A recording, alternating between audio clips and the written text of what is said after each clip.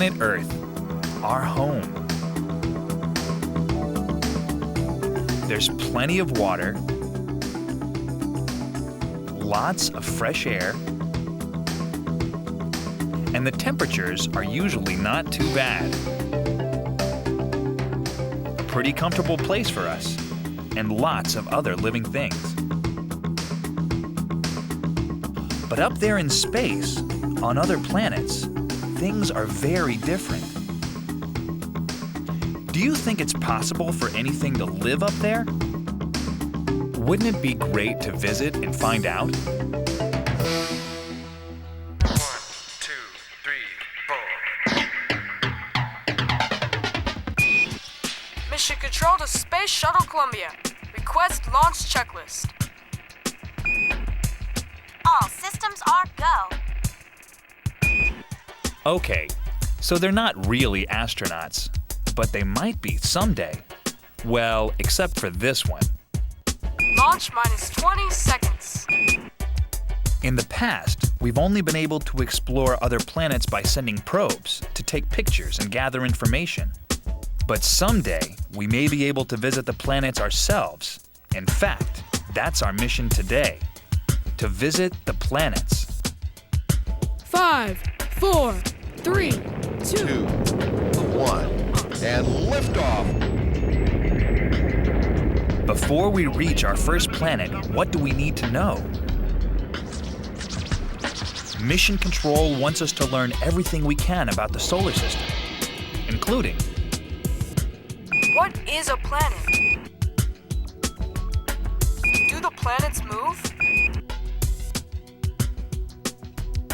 Could there be life out there?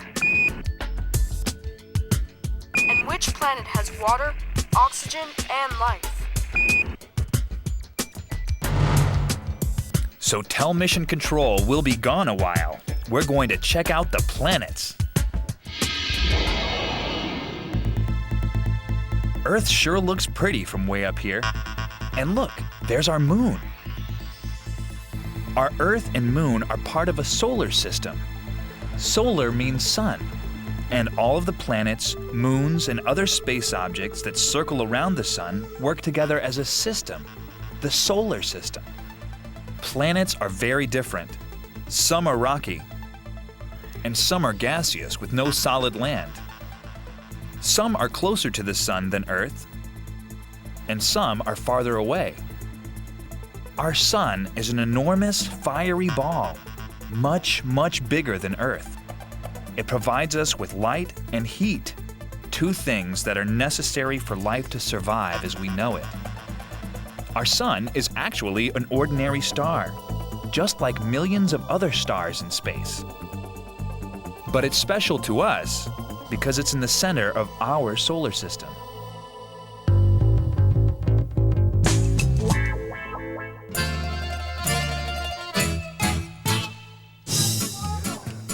To really understand the size of the sun and all the planets, let's make a solar system pizza. Our star, the sun, is huge compared to the planets in our solar system. In fact, it's bigger than all 9 of the planets combined. Let's say the sun was the size of this really large pizza. Then Pluto, the farthest planet from the sun, would only be the size of a tiny peppercorn. Neptune would be a meatball. Uranus would be a meatball with sauce on it. Saturn would be a large onion. And the largest planet, Jupiter, would be a grapefruit. Next is Mars. It would only be the size of a small nut. Our own planet, Earth, would only be the size of an olive. Venus would be the size of a blueberry. And Mercury, the closest planet to the sun, would just be the size of a pea. Now that we understand the different sizes, let's see what each planet looks like up close.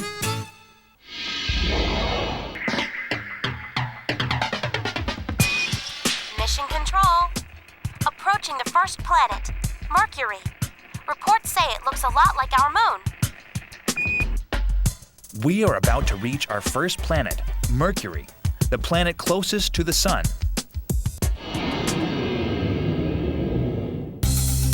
Mercury is a dry ball of rock with no oxygen, which does look a lot like Earth's moon. If we went to Mercury, we would have to bring oxygen with us so we could breathe. And because Mercury is the closest planet to the Sun, the days are hotter than the hottest oven. So make a note for Mission Control. Without oxygen and comfortable temperatures, life as we know it couldn't exist here. Maybe we'll find something at the next planet on our stop. Venus is the second planet from the Sun. It is a solid planet and has a rocky surface that's covered with volcanoes and channels which are like dry riverbeds. But Venus is best known for its scorching heat.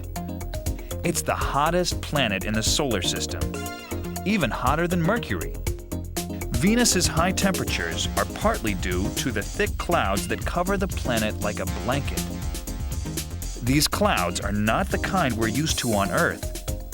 These are filled with harmful chemicals which trap heat and prevent it from escaping. That's why we have sent space probes instead of people to take pictures of its extremely hot surface. These pictures were taken from a Russian probe called Venera. No life has been found on Venus. No people, animals, or plants. Maybe we'll have better luck with the next planet.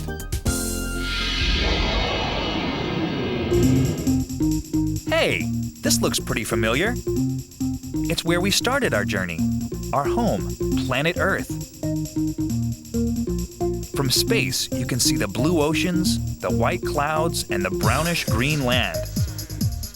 As we all know, plants, animals, and human beings do live here.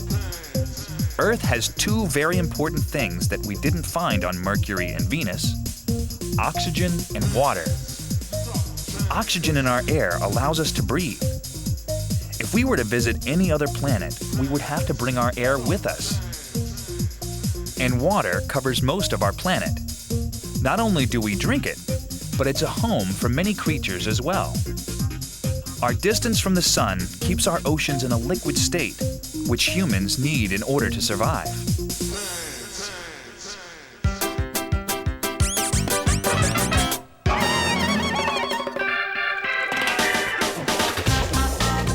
If Earth were much closer to the Sun than it is now, the oceans would boil, just like boiling water on a stove. But if Earth were much farther from the Sun, the oceans would freeze solid, like a giant ice cube.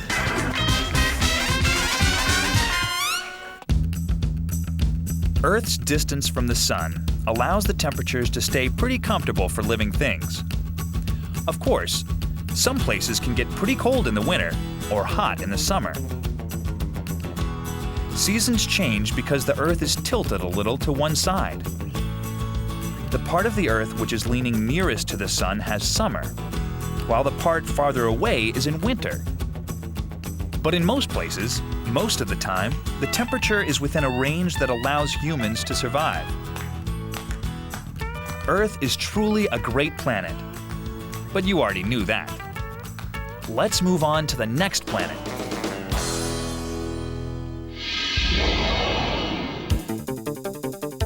Imagine living in a world where most everything looks red. Welcome to Mars, also known as the Red Planet. The ground looks reddish in color, and the sky looks pink.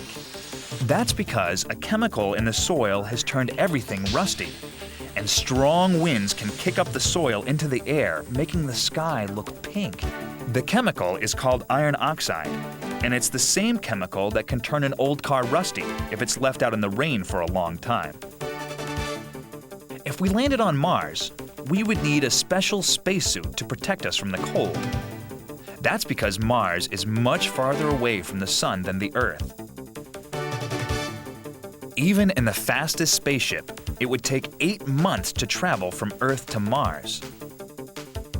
So special probes have been sent to Mars that landed, sampled the rusty soil, and took some great photographs. Mars is interesting, but no life was found.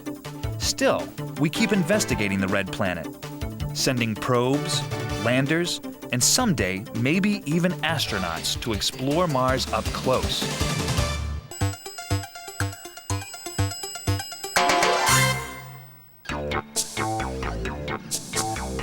Many of you have probably played with remote control cars. Well, scientists like them too. This rover isn't that different from a remote control car.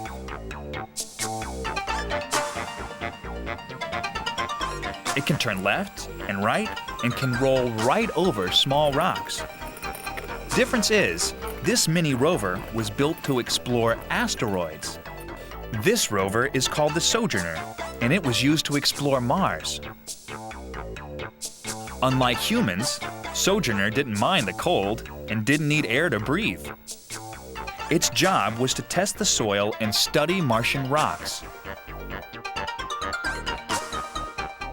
NASA scientists on Earth controlled Sojourner using lots of special computers.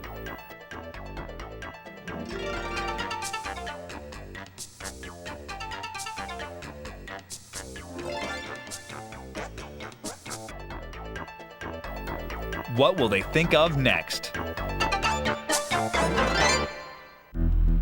Well, so far, we've visited Mercury, Venus, Earth, and Mars. Scientists call these the inner planets. They are all rocky, solid, and similar in size. So far, Earth is the only planet that supports life.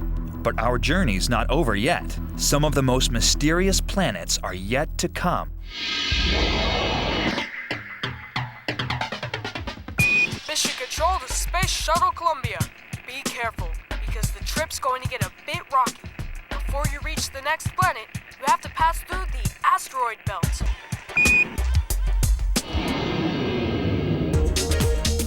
Asteroids are like tiny rocky planets, although they're not perfectly round. Many are big enough that we could land on them if we wanted to. About 1 million asteroids are orbiting the Sun between Mars and Jupiter. Once we make our way past the asteroids, we're now a long, long way from the Sun and about to approach the outer planets, which are very different from the inner planets. The first of the outer planets is Jupiter, and it's the biggest of all the planets in our solar system. If we tried to visit Jupiter in person, we'd have major problems. First of all, we wouldn't be able to land a spaceship on it because Jupiter is a gaseous planet. That means there's no solid ground to land on. Secondly, Jupiter has some of the most violent weather in the solar system. This circle is actually a gigantic windstorm.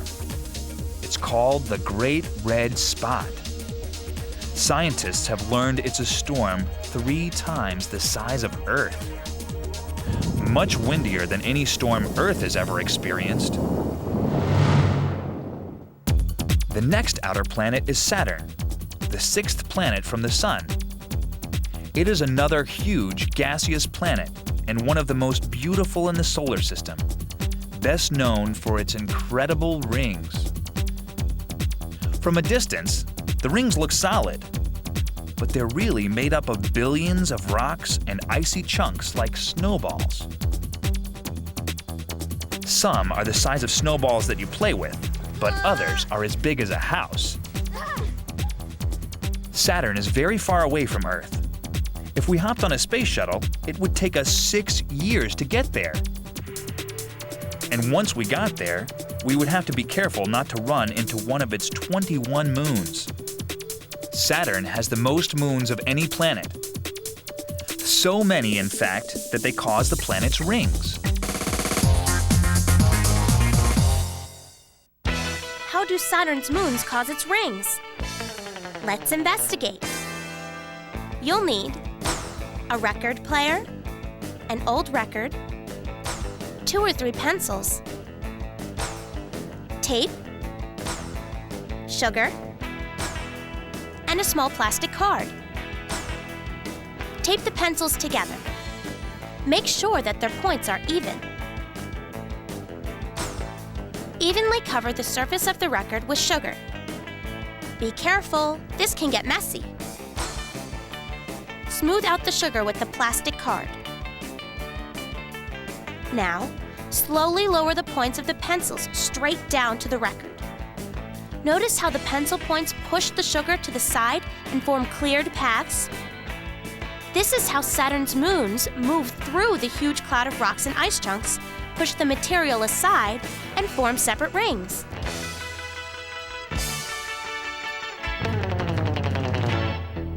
After Saturn is another huge gaseous planet.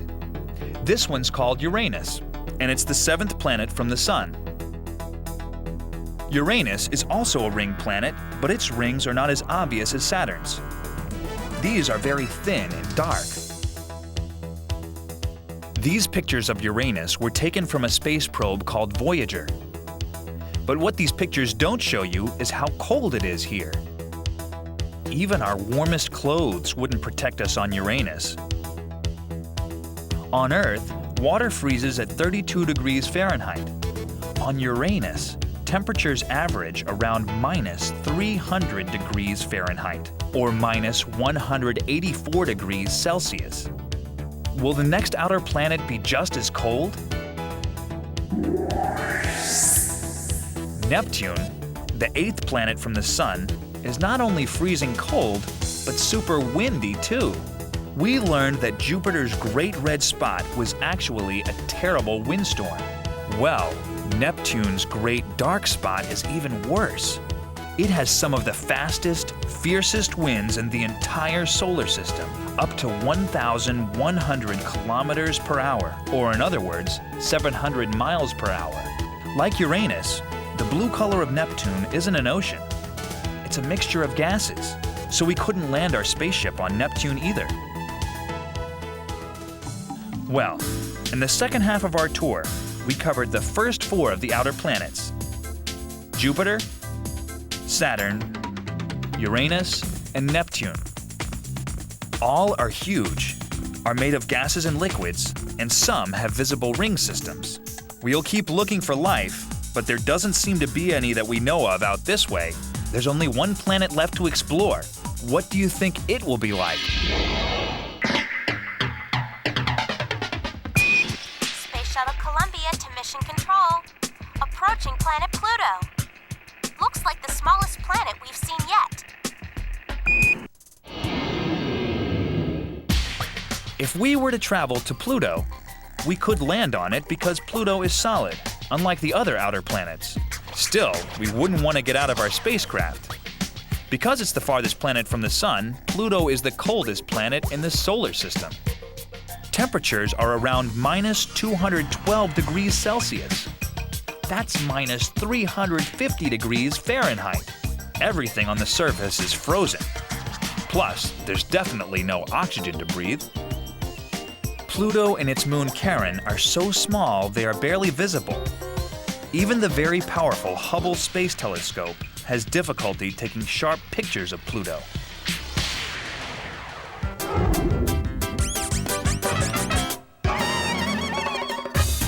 If you stood on Pluto, the sun would look like a tiny star. So, if you're going to the far reaches of the outer planets anytime soon, better pack a flashlight.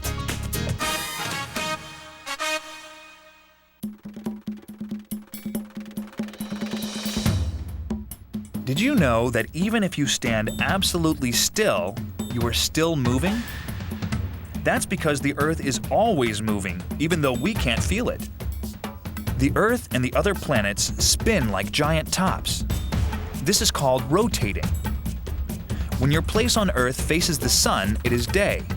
When your place on Earth faces away from the sun, it is night. It takes Earth 24 hours, which is one day, to make a complete spin or rotation. Not only do the planets rotate, but they also circle around the sun. This is called orbiting or revolving. One orbit of the sun is a year for that planet.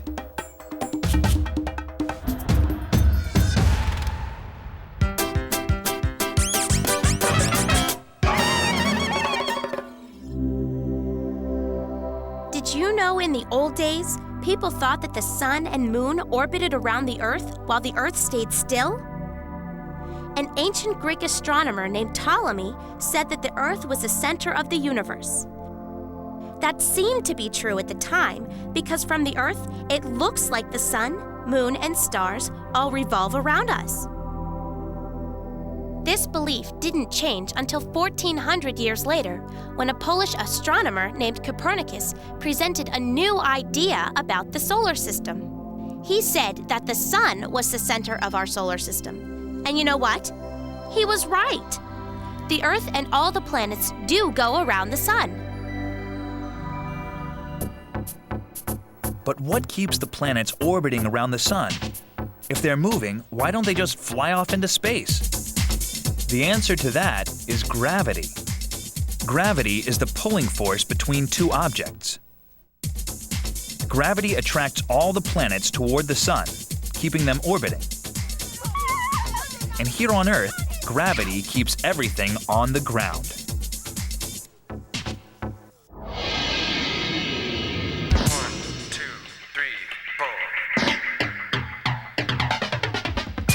Mission Control to Shuttle Columbia. Begin final preparations for re-entry and landing. Shuttle to Mission Control. We have the runway in sight and we are go for landing. Well, it's time to return home from our space mission. But before we re-enter the Earth's atmosphere, we need to prepare our mission report. What have we seen on this trip? Have we answered all our questions? What is a planet? Planets circle the sun and are either mostly solid and rocky or are gaseous. There are 9 planets in our solar system, including Earth. Mercury is the closest planet to the sun, and Pluto is the farthest. Do the planets move? Yes, planets move in 2 ways. They spin or rotate. This gives us day and night. And they circle or orbit around the sun. One revolution, the time it takes each planet to make one orbit, is that planet's year. Could there be any life out there? On the other planets? Well, we didn't see any on our journey, except on our home planet, Earth. No plants and no animals on the other planets. Conditions were pretty harsh. But maybe we missed it. Maybe it was very small. Next trip, we'll look even closer. And finally, which planet has water, oxygen, and life? That would be planet Earth, of course. Our place in space. Our home. 1, 2, 3, 4.